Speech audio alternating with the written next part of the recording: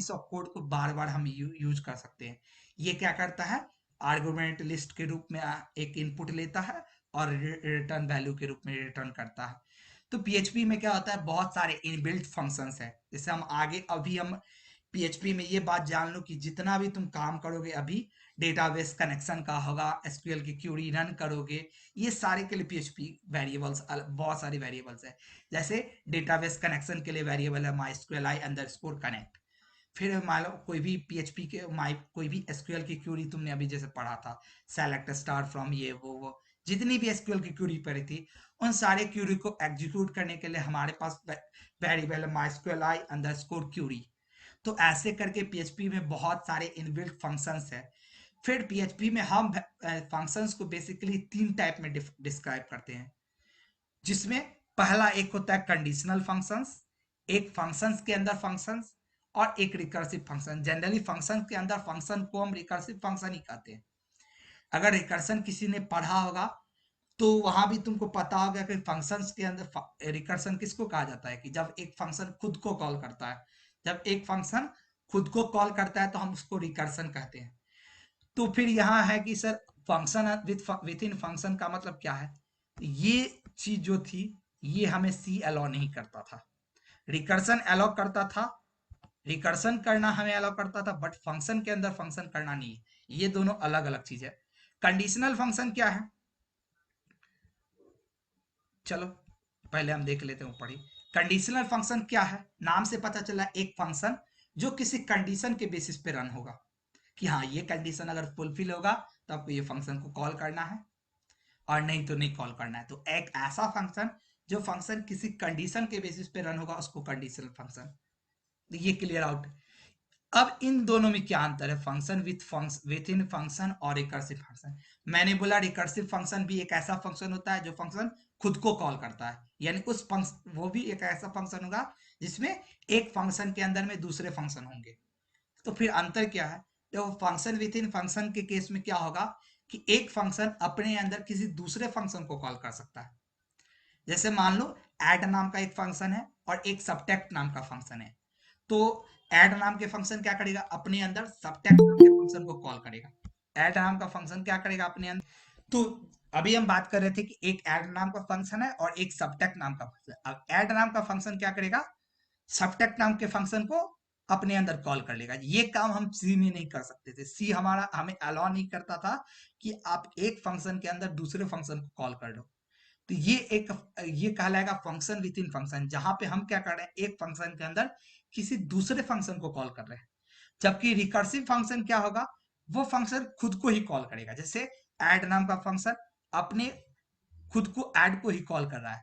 अब चेंज क्या होगा वहां पे, चेंज सिर्फ होगा उसके अंदर का आर्गुमेंट चेंज हो सकता है। जैसे अगर तुमने सी में रिकर्सन पढ़ा होगा तो रिकर्सन का यूज कर तुम फैक्टोरियल का प्रोग्राम कर सकते हो। तो हर बार वो क्या करता था वहां पे, फैक्ट नाम, मान लो फैक्टोरियल नाम का फंक्शन है, वो हर बार n-1 के थ्रू अपने खुद को कॉल कर रहा है। Function n return function of n-1, n into fun of n-1।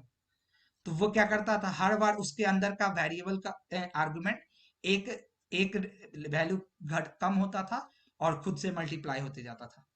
तो ये 3 टाइप का फंक्शन है। क्लियर हुआ ये। एडवांटेज क्या होता है कि हम फंक्शन का एडवांटेज क्या होता है कि हम फंक्शन का यूज करके कोड को रीयूज कर सकते हैं। सेम काम पीएचपी भी है, कोई नया नहीं है कि यहाँ भी पीएचपी को हम एक बार पीएचपी फंक्शन को एक बार डिफाइन करेंगे और बहुत बार हम कॉल कर सकते हैं जैसे दूसरे प्रोग्रामिंग लैंग्वेज में करते हैं। दूसरा काम लेस कोड, कि ये हमें करता है बहुत सारा कोड को सेव करता है, क्योंकि हमको बार बार लॉजिक लिखने की जरूरत नहीं है, हम फंक्शन का यूज करके एक बार ही वही चीज है। तीसरा इजी टू अंडरस्टैंड, कि हम अति क्या करते हैं पीएचपी के फंक्शंस को का यूज करके प्रोग्रामिंग लॉजिक्स को बांट दिए। अब मान लो मैंने 20 लाइन मेरे अंदर 200 लाइन का कोड है, तो अगर हम डायरेक्ट 200 लाइन का कोड लिखेंगे तो हो सकता है कि हमको कल जाकर के उस कोड को में कुछ एरर आती है तो उसको हमको डिबग करना टफ हो जाएगा, एरर फाइंड करना। लेकिन अगर उसी 200 लाइन के कोड को हम अगर मल्टीपल फंक्शंस में ब्रेक डाउन कर दिए तो कल कोई एरर आएगा तो हम पकड़ सकते हैं वहां पे इजीली। यही कह रहा है कि हमारा इजी टू अंडरस्टैंड हो जाता है, क्योंकि हमारा फंक्शन क्या करता है, हमारे प्रोग्रामिंग लॉजिक को सेपरेट कर देता है और इजी होता है हमारे एप्लीकेशन फ्लो को। अब फंक्शंस का वही टाइप है यहाँ पे भी, user defined function. User defined function वो फंक्शन होगा जो जिसको हम डिफाइन करेंगे, और नाम वही है, यहाँ भी फंक्शन का नाम लेटर और अंडरस्कोर से ये स्टार्ट होगा जैसे दूसरे में होता है। देखो जैसे यहाँ पे एक फंक्शन है, और यहाँ पे फंक्शन को लिखोगे कैसे, तो यहाँ पे फिर फंक्शन की रिटर्न टाइप बताने की जरूरत नहीं है। जैसे हम जावास्क्रिप्ट में फंक्शन का नाम, फंक्शन को डिफाइन करने के लिए फंक्शन कीवर्ड यूज करते थे, सेम हम पीएचपी में भी फंक्शन को डिफाइन करने के लिए फंक्शन कीवर्ड ही यूज करेंगे। और यहाँ पे आर्गुमेंट भी वही है, call by value, call by reference, default argument and variable length argument. Default argument क्या होगा, जो हम नॉर्मली एक दो आर्गुमेंट देते हैं, तो वो डिफॉल्ट आर्गुमेंट हुआ। एक होता है हमारा वेरिएबल लेंथ का आर्गुमेंट, कि हमारा वो आर्गुमेंट फिक्स नहीं होता है, कि वो लेंथ उसकी चेंज हो सकती है। जैसे फॉर एग्जांपल तुमने printf फंक्शन यूज किया, तो printf फंक्शन में तुम कभी देख, सी में तुमने printf फंक्शन को यूज किया, तो printf फंक्शन में तुम कभी ऐसा डिफाइन किए हो कि सर उसमें हम एक ही वेरिएबल को प्रिंट कर सकते हैं, ऐसा हुआ है कभी? अंदर आर्गुमेंट की लिस्ट क्या होती है, यही होती है, वेरिएबल लेंथ की आर्गुमेंट लिस्ट होती है। तो सी में भी ये एग्जिस्ट करता था, बट हमें पढ़ाया नहीं गया है कभी, क्योंकि ये डीप में जब जाओगे तो वहां होता है। जब हम डीप एडवांस सी पढ़ते हैं ना, तब हम वहां पढ़ते हैं कि हम एक फंक्शन के अंदर में वेरिएबल लेंथ के आर्गुमेंट को कैसे पास करते हैं। ये सी में भी एग्जिस्ट करता है कि हमारा एक, जो हम लोग नॉर्मली फंक्शन में एक दो वेरिएबल्स का पास करते हैं, उसको हम कहते हैं डिफॉल्ट आर्गुमेंट वैल्यूज। और एक होता है हमारा वेरिएबल लेंथ का, ये भी हमारा सी में एग्जिस्ट करता है, बट हमें बताया नहीं गया था। बट एनीवे कोई नहीं, अब हम डिस्कस करते हैं। डिफॉल्ट आर्गुमेंट लिस्ट वैल्यू वही हो गया कि हम एक दो तीन चार जो हम फिक्स वैल्यू पास करते हैं। और वेरिएबल लेंथ का क्या होगा कि वो तुम्हारा फिक्स नहीं रहेगा, तुम वहां पे कोई फिक्स नहीं कर रहे हो कि हाँ हम इतना ही पास करेंगे, तुम कितना भी पास करो और वो उस आर्गुमेंट के साथ काम करेगा। जैसे फॉर एग्जांपल यहाँ देख लो, यहाँ पे फंक्शन से हेलो डॉलर नेम है, तो यहाँ पे हम क्या किए, सिर्फ एक को हमने पास किया, ये हमारा कहला गया डिफॉल्ट आर्गुमेंट वैल्यूज। और जबकि एक यहीं पे दूसरा होगा, ये भी एक डिफॉल्ट हो गया क्योंकि हमने दो वैल्यू फिक्स कर दिया। लेकिन यहीं पे कुछ ऐसा भी होगा, जैसे देखो ये डिफॉल्ट, ये सारी डिफॉल्ट है। अब देखो वेरिएबल वेरिएबल वाली होगी कहीं, एक मिनट, वेरिएबल वाली देखें हम कहीं होगा।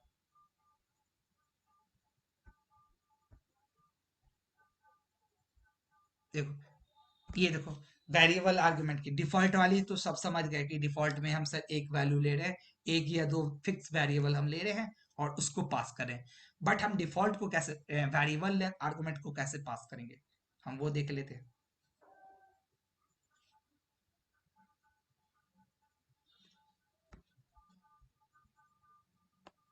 देखो यहाँ एक्चुअली क्या होता है, यहाँ पे हम ना नाम को सिर्फ नाम नहीं रखते, उससे पहले हम क्या करते हैं, तीन डॉट डालते हैं। जैसे यहाँ पे हमने क्या किए, यहाँ पे हमने नंबर्स पास तो किया, dollars numbers, but dollars number के पहले हमने तीन डॉट दे दिया। और ये तीन डॉट हमारे यति को क्या बताएगा कि ये ऐसा नहीं है कि ये एक ही वेरिएबल है, ये एक ही वेरिएबल है ऐसा नहीं है, इसके पीछे बहुत सारे वेरिएबल्स है। अब वो वेरिएबल्स का लेंथ फिक्स नहीं है, तो ये तीन डॉट ने इन तीन डॉट ने ये बताया हमारे यति को, ये तीन डॉट ने देखो क्या लिखा होता है, three dot concept is implemented for variable length argument since PHP 5.6। तो ये तीन डॉट का कंसेप्ट क्या है, ये तीन डॉट का कंसेप्ट हमारे वेरिएबल लेंथ की आर्गुमेंट को पास करने के लिए इंप्लीमेंट किया गया था। और ये तीन डॉट क्या बताएगा, हमारे वेरिएबल को बताएगा कि ये फिक्स लेंथ का वेरिएबल नहीं है, ये ये वेरिएबल लेंथ का वेरिएबल है, हमारा आर्गुमेंट है, फिक्स लेंथ का आर्गुमेंट नहीं है। अब जैसे देखो यहाँ इसने क्या किया, हमने सिर्फ एक ही यदि वेरिएबल को यहाँ लिखा है, लेकिन हम यहाँ पे कितने आर्गुमेंट को पास कर रहे हैं, चार को, और ये चार को प्रिंट करेगा। अगर तुम यहाँ पांच भी प्रिंट करते हो इस सिंटेक्स के साथ, इस स्ट्रक्चर के साथ, अगर यहाँ पे पांच वेरिएबल को भी तुम पास करते हो, पांच आर्गुमेंट भी पास करते हो, ये उसको भी प्रिंट करेगा, छह को करेगा छह भी प्रिंट करेगा। यानी जितने तुम आर्गुमेंट पास करो ये सारे के साथ काम करेगा, एरर नहीं मारेगा। जबकि डिफॉल्ट वाले में क्या होता है, हमने अगर दो वेरिएबल मेंशन किया है तो हम दो ही वेरिएबल पास, हमने अगर दो आर्गुमेंट मेंशन किया है तो हम 2 ही आर्गुमेंट पास कर सकते हैं, हम तीसरा पास करेंगे एरर मार देगा। तो ये एक तुम्हारा यहाँ एग्जिस्ट करता है। क्लियर है ये?